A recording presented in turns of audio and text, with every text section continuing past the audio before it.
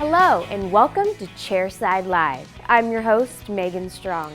We've got a great show for you today. We're talking freehand versus guided surgery.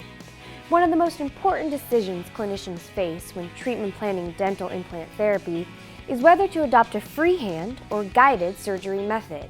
In this episode, Dr. Abai is illustrating a case example of each approach, explaining his protocol for successful implant therapy.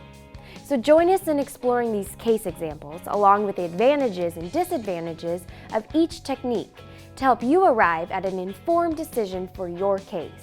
Let's meet up with Dr. Abai in the operatory and get started.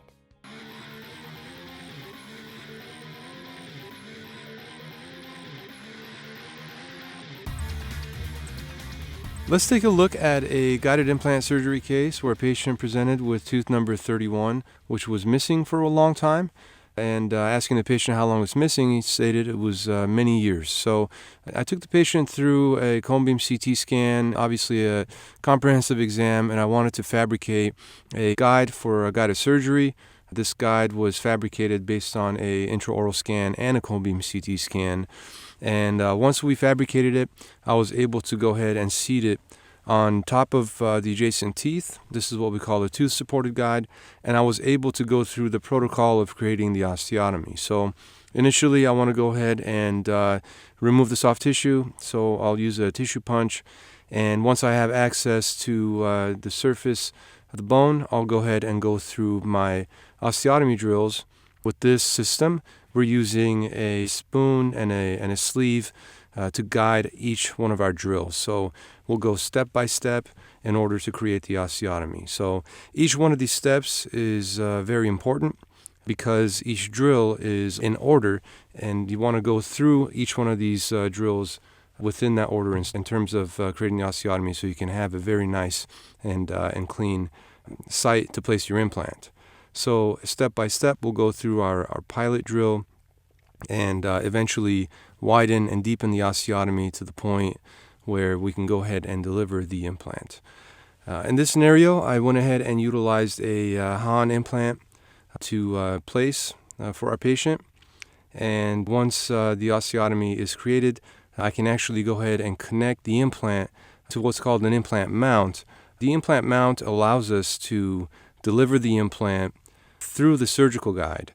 So there's a step where we go ahead and connect the implant mount to the implant, and then we can go ahead and place that through the guide. Now you can either use a hand driver to place the implant, which I'm doing in this situation, or you can use your implant motor, and also you can utilize that to place the implant. So a couple of different techniques. It's really with the preference. I like to use a torque wrench to place the implant because sometimes if the osteotomy site if the bone quality is a little bit denser, I like to be able to back out and repeat and replace my implant several times in and out of the osteotomy site until I get it to the proper depth. So here we get a picture of the implant in position.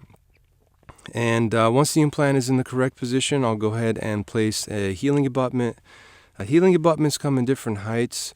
So usually I like to measure the tissue, and I select the implant height based on how much soft tissue I have and where I want that soft tissue to end. So here you get a nice picture of the radiograph with the implant and the healing abutment in place. And the patient goes through a period of osseointegration, usually 4 months, and in this situation it was 4 months. And once the implant is fully integrated into the bone, I'll go ahead and remove the healing abutment and place the impression coping. We're taking a traditional impression. We also have the option of placing a implant scan abutment to be able to scan the implant and also the adjacent teeth for a final impression.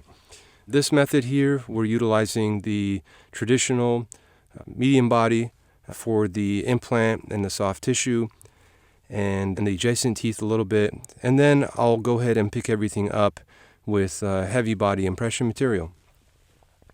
This impression material will set, and within a few minutes I can go ahead and remove it, and I'll check and make sure that I captured all the vital structures, and then I can go ahead and get an impression of the maxillary arch and a bite registration, and send that to the laboratory for fabrication of the final restoration. So I have all the information sent to the lab, and the lab will fabricate a final restoration. In this situation, it is a screw-retained Bruxer crown, and I'll go ahead in the next visit and remove the healing abutment once again and seat the implant crown. And just like the delivery of any other crown, I want to check my mesial and distal contacts, and I also want to check my opposing. With the implant crown, when it's screw-retained, I'll go ahead and torque the final delivery screw to 35 Newton centimeters, and then deliver the final restoration with some Teflon and some composite. So everything is sealed up.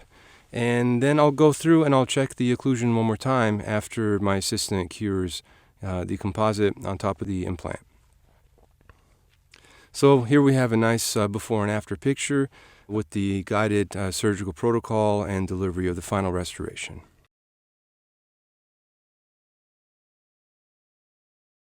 And in this situation, unfortunately, we have a patient who came in with an implant in the area of tooth number 30. And as you can see here, the implant was placed very well, and the patient had a stock healing abutment with a cementable crown. And in this situation, unfortunately, it seems that there was some cement extrusion, and that's probably why this implant ended up having so much bone loss. And as you can see in this picture, there is the ring of cement that you can see at the junction of the stock healing abutment and the final restoration. So the procedure was pretty straightforward for me. I had to go in and actually remove the implant and provide the patient with a little bit of bone graft in the area. Once the implant was removed, I moved forward with the bone graft. I went ahead and opened a flap, placed bone graft material, in this situation, again, some bio-os, and let the patient heal for about 4 months. So at the 4-month period, as you can see the progression of the healing, I brought the patient back in for the implant placement visit. A flap was created in the site, and you can see that the bone had healed and the patient could receive a new implant. So I went ahead and moved forward with creating my osteotomy for this implant. The implant that I am replacing the previous implant with is the Han implant. Utilizing a cone beam CT scan, I was able to measure the exact size of the implant that I wanted to utilize. So I'll make my initial osteotomy, and I'll use my parallel pins to make sure that I'm in the right direction and the right angulation. And once that's confirmed with the radiograph, I'll go ahead and finish creating my osteotomy completely with different size osteotomy drills, moving up in size essentially. And once the osteotomy is fully created, you can appreciate the occlusal view of the osteotomy. I'll go ahead and place the implant. So the implant is placed, and usually I like to look for a higher torque value to determine the stability of the implant. The implant is in place. I'll go ahead and place a healing abutment, and then I will suture the tissue around the implant and the healing abutment.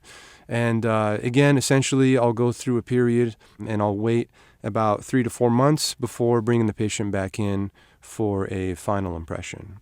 So 2 interrupted sutures are in place, and I'll go ahead and try to create primary closure as best as I can in this situation to help with the healing.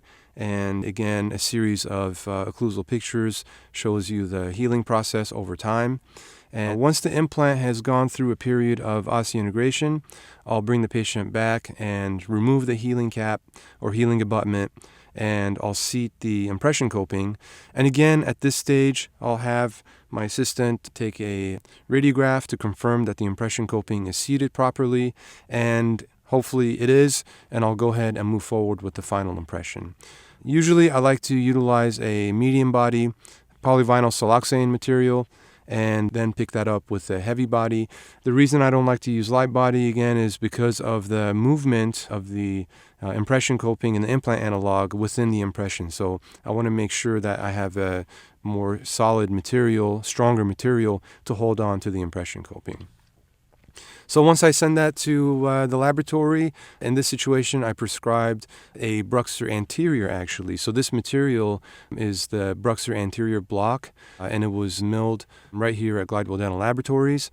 And it is strong enough for a posterior restoration with the flexural strength of between 650 to 800 megapascals. So I was comfortable fabricating a final crown with the material, and I went ahead and torqued the restoration into place and placed Teflon and composite.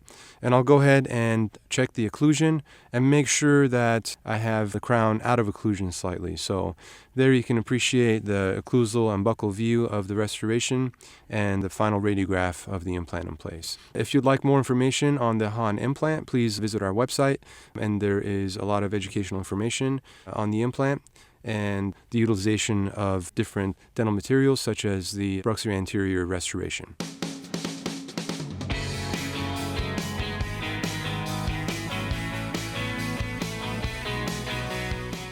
Thank you so much for that, Dr. Abai.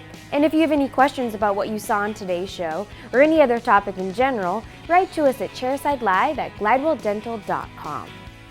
Well, that about wraps it up for today's show. On behalf of everyone here at Glidewell Laboratories, thank you for watching, and I'll meet you right back here next time.